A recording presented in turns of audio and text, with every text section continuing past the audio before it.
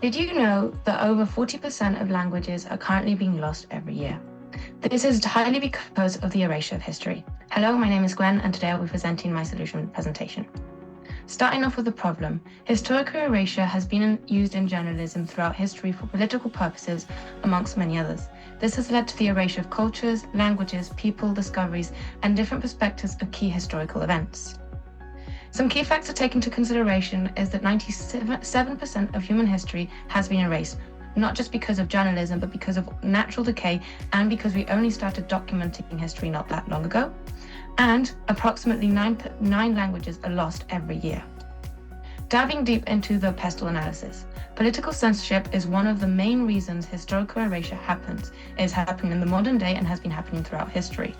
Similar to the political reasons, the economical purposes also affect what journalists may put out there or how history has been covered in the past. Many social aspects come into this problem, such as racism, sexism, and others, which affect how history may have been told or what side of history was told. And in technological, with the rise of technologies such as AI and social media, the erasure of history becomes more prominent, especially with the speed at which misinformation spreads.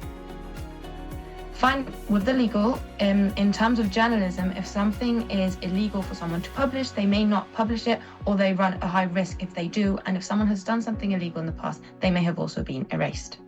Finally, in environmental, limiting what is shared about the environment or climate change is also a form of historical erasure. So, the solution. Because this is such a broad problem, I decided to focus specifically on the erasure of cultures and languages. So imagine having a space where you can find news and information about the history and cultures of communities that still exist today, but they're in the process of being forgotten. My solution tackles this by allowing viewers to interact with the map freely to find stories and articles about these different cultures that are being forgotten.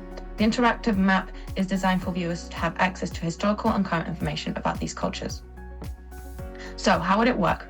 Well, it's a website with an interactive map that allows viewers to interact and find articles in an easy and simple visual way.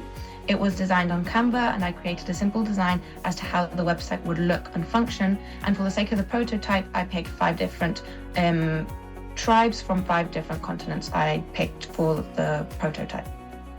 So here's more or less the prototype and how it would work. That would be the main page where you find the information about what this page is tackling, what the website's tackling, and the mission of the website. And then you get to the bottom where you get to the main part of the website, which is the interactive map.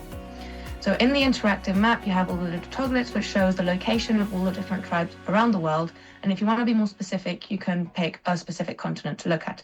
In this case, we want to look at Africa, for example. So click that button and it takes us just to the continent of Africa, where you can be more specific in the tribes you want to look at. And it brings you to a page which shows you about their culture, their language, their history, and what current problems they're facing today.